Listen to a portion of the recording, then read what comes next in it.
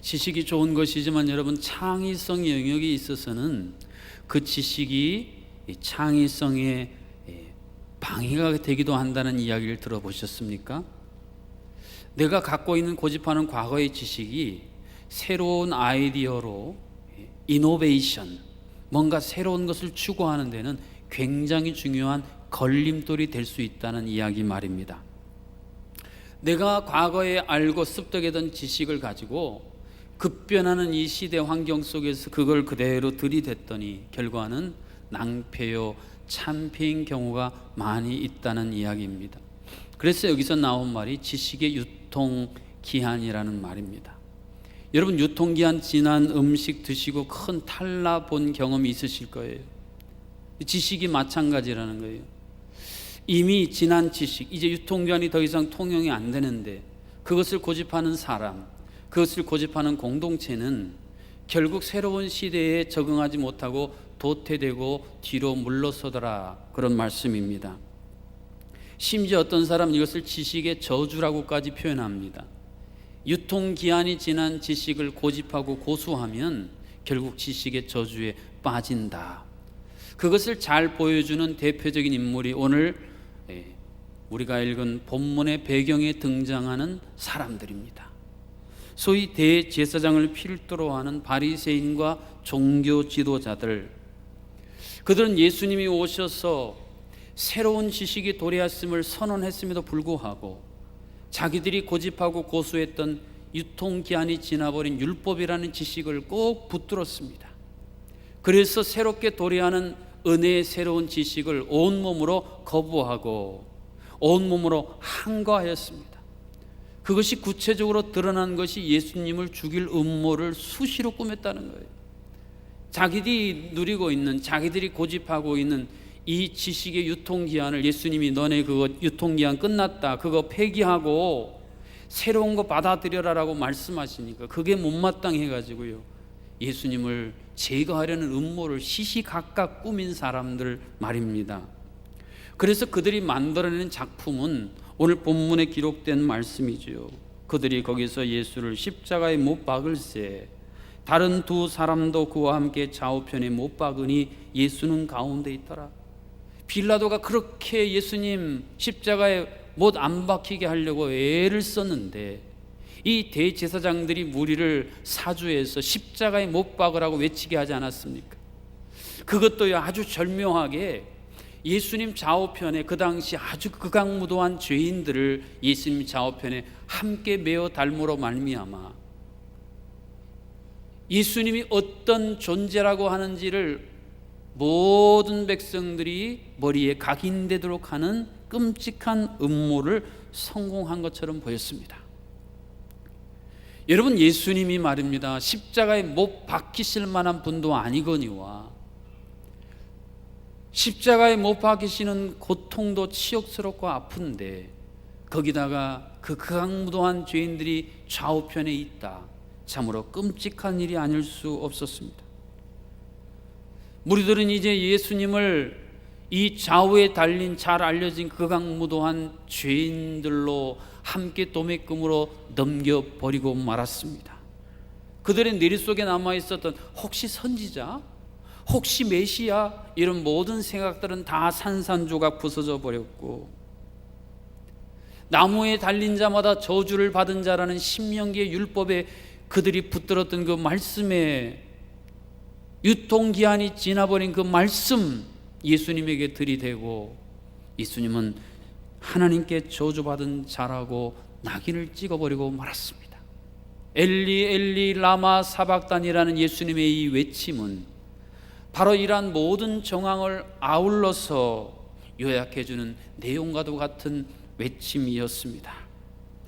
하나님은 왜 예수님을 십자가 중앙에 메어 달리게 하시고 그 좌우편에 극악무도한 죄인들을 두셨는가? 영화 중에 말입니다, 참 스케일도 크고 반전도 많고 감동을 주는 영화를 블록버스터라고 정의합니다. 최근에는 그런 영화를 별로 못 본 것 같아요. 그런 영화 보면 기분이 좋고 오랫동안 감동이 남아요. 오늘 세상의 그 어떤 감독도 흉내낼 수 없는 최고의 명감독이신 하나님이 예수님의 중앙의 십자가 좌우편에 달린 강도를 통해 위대한 하나님 나라의 블록버스터의 영화를 지금 제작하고 계신 장면이에요. 겉으로 보면 예수님 중앙, 양옆에 좌우의 강도, 죄인, 앵글이 참 뭐가 안 맞는 것 같아요.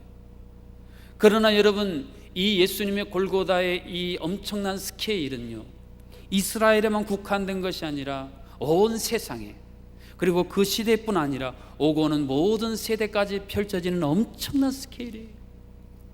그리고 예수님의 이 십자가 중앙에 달리신 좌우편에 있는 죄인들의 이 앵글은요,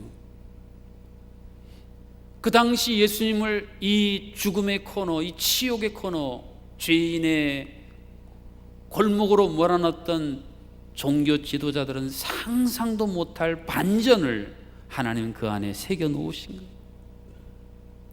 뿐만 아니라 오고 오는 수많은 세대 사람들이 이 예수님의 십자가 사건, 그리고 그 좌우편의 죄인들을 그들이 달렸다고 하는 이 소중한 의미를 깨닫는 사람마다 평생 지워지지 않는 마음에 감동을 받게 만든 하나님의 명작 중의 명작, 최고의 작품 블록버스터가 바로 오늘 본문의 사건이었습니다. 하나님은요, 은밀한 곳에서 꾸민 이 음모, 그 당시 실세들의 음모를 완전히 구원의 역사로 바꾸어 변화시켜 전환시켜 놓으셨습니다.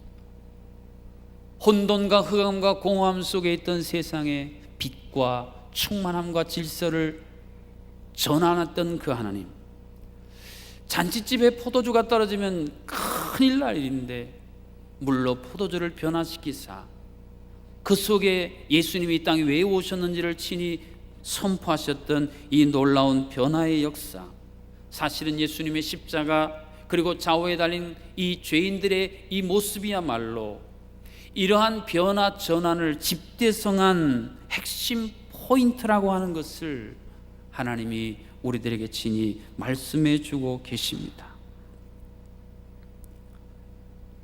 하나님의 자녀로 우리를 삼아 주셨는데 솔직히 말해서요, 우리가 하나님 앞에 뭐 잘하는 게 있습니까?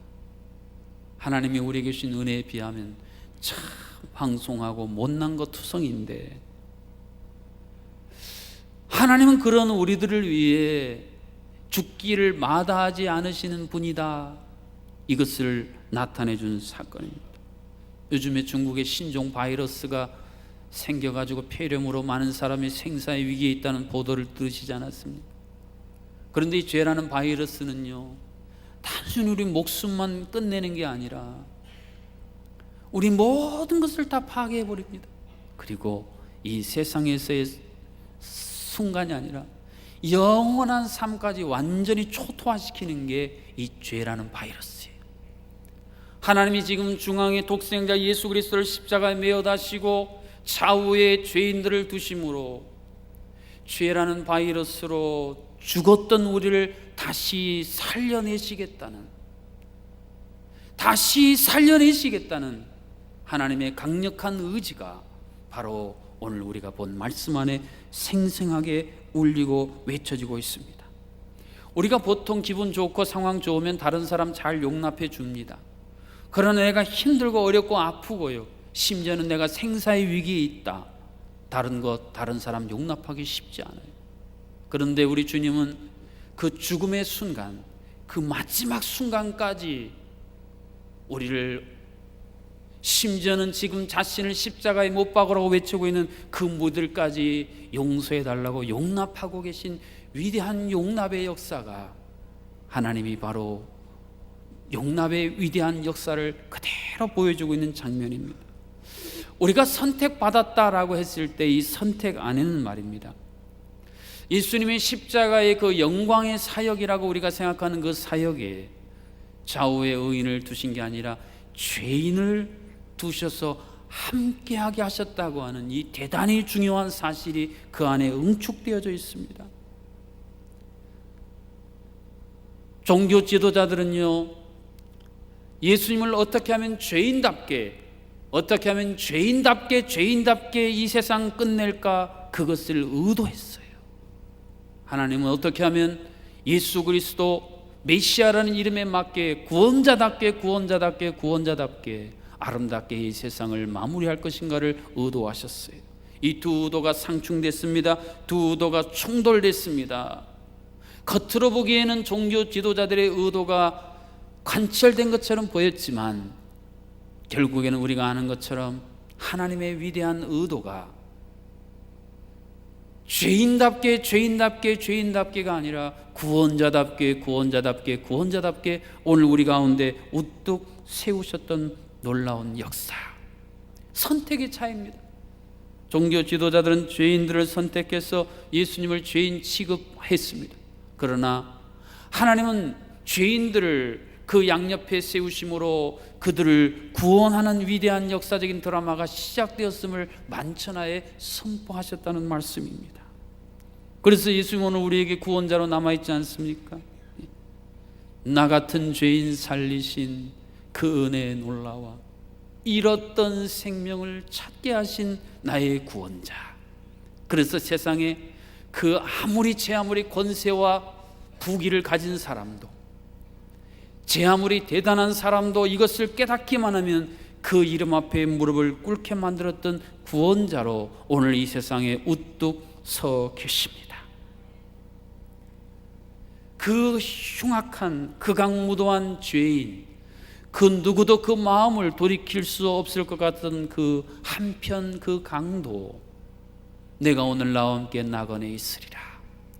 하나님과 철저히 관계가 단절되고 등지고 살았던 그를 하나님께로 연결시켜주는 생명의 통로로, 다시 말해 둘 사이에 서서 둘 사이를 화해시키는 중보자로서 예수님은 지금 우뚝 서서 역사하고 계십니다.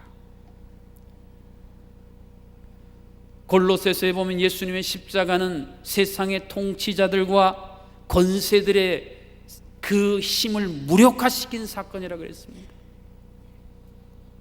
하늘과 땅의 권세, 위대한 통치 역사, 만왕의 왕 통치자로서 예수님을 우뚝 세우신 사건이 바로 오늘 본문의 위대한 선언입니다.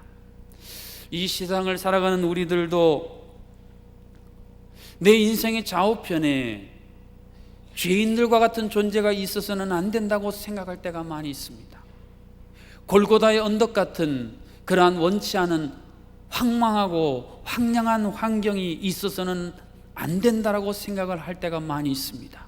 그러나 실제로 우리가 인생을 살다 보면요, 영광의 꽃길이 아니라 고난의 가시밭길이 내 인생 가운데 펼칠 때가 참 많이 있습니다. 내 주변에 순한 양 같은 존재만 있으면 좋겠는데 갑자기 이리 같은 존재가 나타나고요, 사자가 으르렁거려서 나를 표적 삼아서 언제 내게 달려들지 모르는 그런 일촉즉발의 위기 상황이 우리 인생 가운데 펼칠 때도 참 많이 있습니다.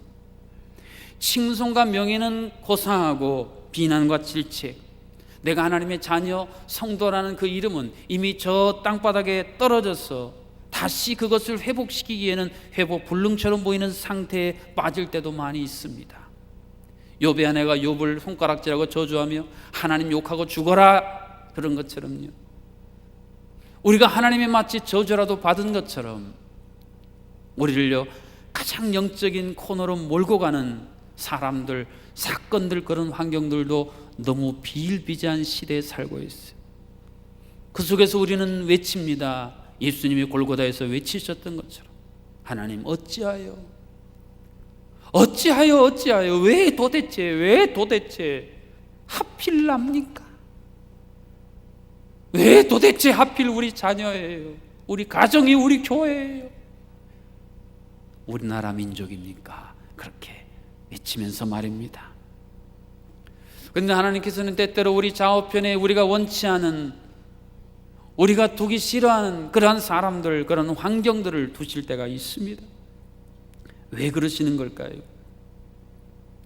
우리가 하나님을 믿노라라고 결단한 이 중요한 선언에는 어떤 의미가 담겨 있느냐면, 이제까지는 내가 내 지혜로 이 세상을 살았는데 이제는 내 지혜는 좀 내려놓고 하나님의 지혜로 살겠습니다. 사실 이런 중요한 결단, 약속이 포함된 게 여러분 믿음입니다.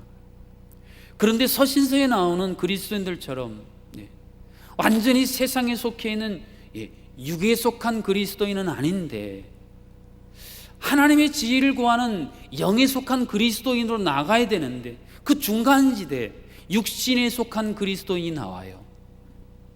내게 찾아오신 하나님의 은혜라는 책으로 우리 안수 집사님들이 한번 공부한 적이 있는데 공부하신 분들은 잘 배우셨어요.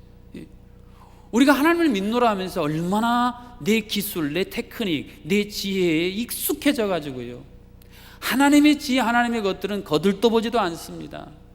그거는 하나의 명분이고 명목이에요. 다 옷장 속에 장롱면허처럼 그냥 보관만 하고 실제 우리 삶을 움직이고 운행하는 것은 다 육신에 속한 그리스도인들, 내 지혜, 내 방법, 내 기술, 그것도요 세상 것에 젖어서 오염된 것들 천지예요. 어떻게 그거를 우리가 깨끗게 할 수 있겠습니까? 문제는 내가 그런 상태에 있는 것조차도 알지를 못하는 거예요. 하나님은 이런 우리를 다시 한번 하나님의 지혜로 살도록 하기 위해서 우리 주변에 이런 것들을 두르실 때가 있어요. 여러분, 느부갓네살 왕이라는 이 다니엘서에 나오는 왕의 이야기를 읽어보면 참 놀라운 사실을 발견해요. 그 세계적인 위세를 떨치던 느부갓네살 왕이요, 짐승처럼 초원에 밀려나서 쫓겨나서 밤 미친 채로 살아가요. 그런데 거기서 그가요 하나님의 지혜를 돌려달라고 기도하는 내용이 나와요. 그래서 하나님의 지혜를 돌려주셔서 다시 복권되었다는 이야기가 다니엘 전범에 나오는 많은 성도들이 잘 모르는 굉장히 중요한 포인트입니다. 사랑하는 성도 여러분, 하루하루를 살아가는데 여러분은 정말 하나님의 지혜를 의지하고 그 지혜를 귀 기울여 듣고 따르시고 계십니까? 아니면 하나님 믿기 이전에 여전히 내 속에 잠재되어 있는 내가 너무 익숙한 육신에 속한 그리스도인의 범주를 뛰어넘지 못하고 여전히 세상 지혜에 붙들고 살아가고 계십니까? 유통기한이 다 지나서 부패해서 먹을 수 없는 음식들, 산산이 다 부서져서 회복 불능인 것처럼 보이는 이 모든 것들을 다시 새로운 것으로 교체해 주시기 위해 예수님이 이 땅에 오셨다는 겁니다. 그리고 그것을 가장 극명하게 보여준 것이 중앙에 달린 예수님 좌우편에 있는 죄인들이라고 하는 이 그림 안에 이 위대한 신비로운 하늘의 메시지가 선명하게 기록되어 있다는 겁니다. 그 유통기한이 회복되는데요, 어떤 일시적인 거나 이 세상이 그치는 것이 아니라 영원까지 개런티가 되는, 참으로 우리로서는 상상도 할 수 없을 만한 놀라운 하나님의 역사가 이 그림 안에 담겨져 있다는 것입니다. 자녀를 키우다 보면 자녀가 막 아플 때가 있습니다. 심지어는요 곧 죽음의 위기에 내몰릴 상황이 있을 때가 있어요. 그때 부모님들은 내가 차라리 대신 아프고 내가 차라리 죽고 내 자녀가 살고 새로운 인생이 펼쳐지기를 원하는 게 부모님 마음 아니에요?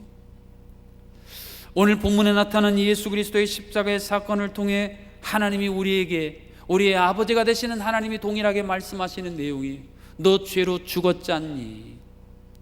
너 죄라는 바이러스에 감염돼서 죽었지 않니? 그런데 나는 너를 그대로 두고 볼 수만은 없었어. 내가 어떻게 해서라도 너희들을 살리려고, 내가 지금 이 작품을 너희들을 위해 만들었다 말씀하고 계시는 거예요. 나는 그럴 자격이 없다고, 나는 그걸 받을 자격이 없다고 여러분 생각하십니까? 제주의 바다를 볼 때마다 저는 하나님의 용납하심에 대한 은혜를 늘 묵상합니다. 여러분, 바다는요 참 신비롭지 않습니까? 바다에 들어가 보면 작은 새우도 큰 고래도 다 받아주지 않습니까? 그 속에 막 더러운 쓰레기가 있어도요 그냥 바다 보면 다 가리고 덮어져서 아름다운 바다 빛깔로 보이게 하는, 가려주시고 덮어주시고 용납해 주시는 이 한도 끝도 없는 이 하나님의 용납하심, 이것이 바로 골고다 언덕이라는 바다에서 펼치고 계시는 하나님의 위대한 대하 드라마의 주제였습니다. 예수님이 이 땅에 오셔서 선택하신 선택을 여러분 유의 있게 보십시오. 죄인들을 선택하셨어요.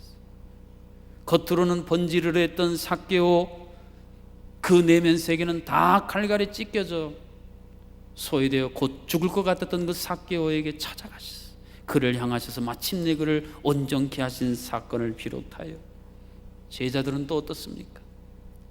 자격도 없고 가치도 없는 그들을 택하여 온 세상을 변화시키는 위대한 인물들로 변화시키셨습니다. 이처럼 예수님은 죄인들을 살리는 선택을 하셨고, 그 당시에 종교 지도자들은 너희들 세리와 죄인들, 너희들은 천국에 얼씬도 못할 존재들인데 어디서 감히 그들을 더 고통과 죽음으로 몰아넣는 죽이는 일을 선택한 사람들이셨습니다.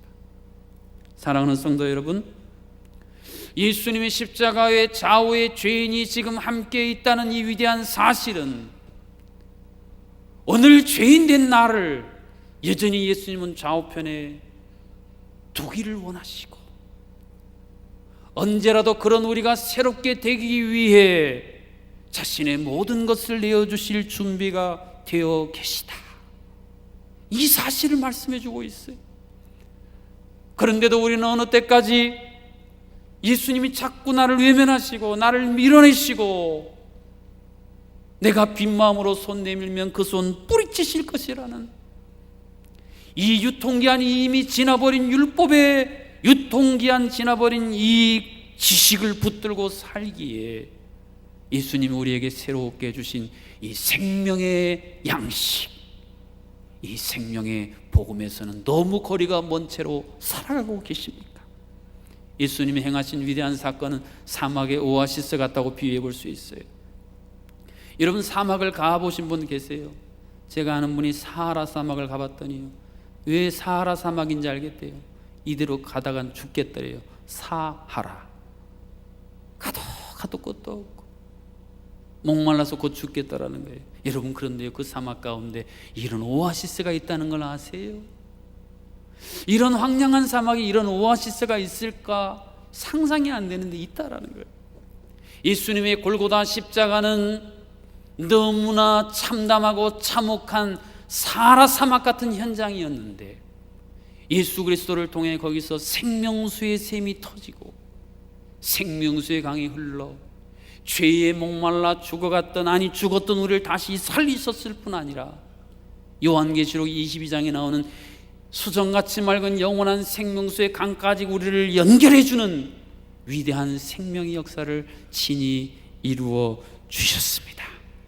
이 사실을 믿고 이 생명수의 강에 나온 사람들, 나아만 장군이 겉으로는 화려한 장군복을 입고 훈장을 달고 멀쩡해 보였지만 그의 내면은 한센시병으로 완전히 참담해진 그가 깨끗이 씻음받은 것처럼, 돌을 들어 언제 죽임받을 줄 몰랐던 이 여인을 새롭게 하신 그 예수 그리스도로 말미암아 우리 모두는 성도, 하늘의 천사들도 흠모할 만한 위대한 성도로 주님은 오늘도 새롭게 역사하고 계십니다.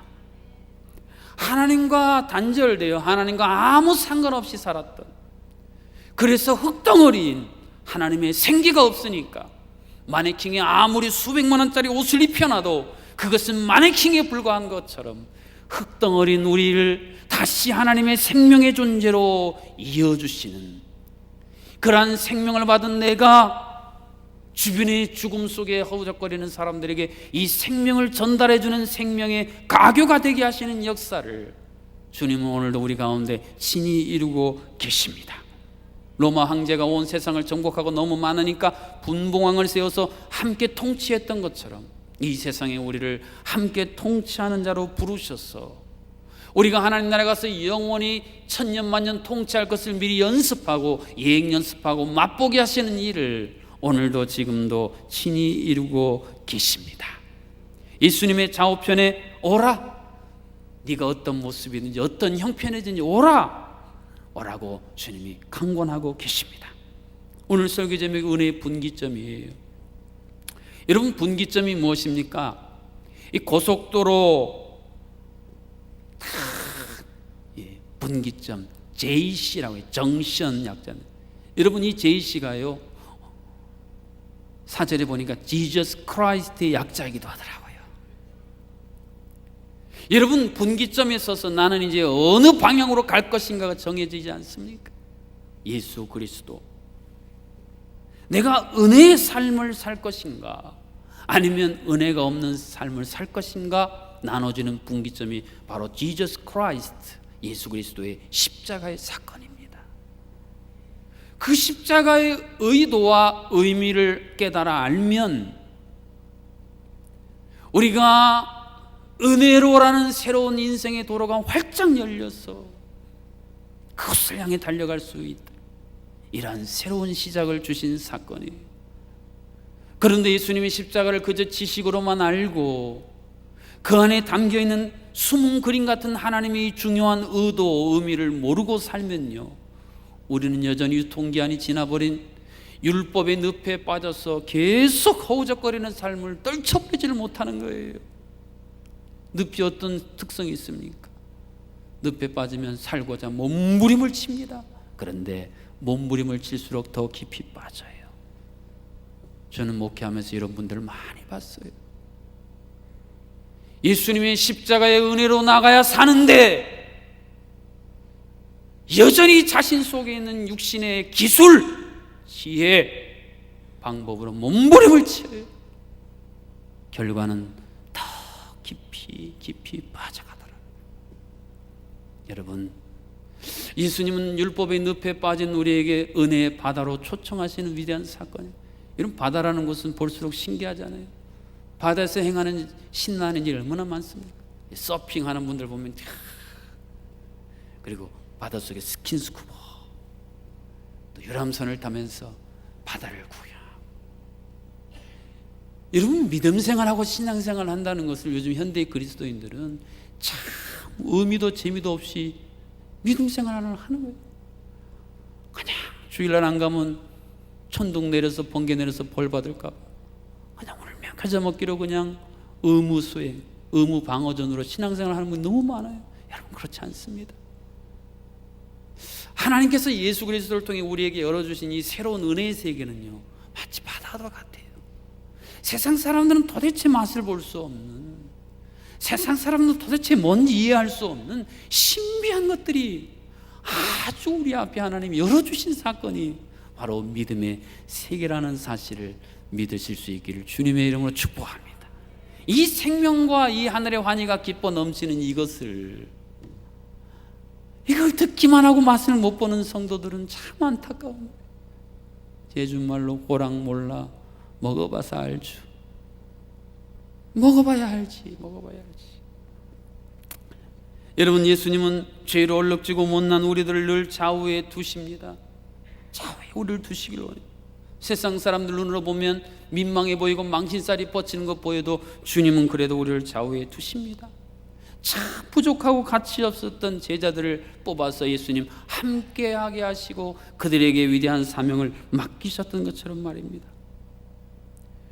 그래서 이제 우리의 선택은 너무나 자명해졌습니다. 내가 어떤 모습, 어떠한 상황이든지 불구하고 우리는 내 곁으로 오라, 내 좌우편에 나와 함께 있자 하시는 예수님께 가서요, 늘 그 곁에 딱 붙어 살면 돼요. 오늘 현대 그리스도인이 연말 되면요 자주 부르는 찬송이 그거라잖아요.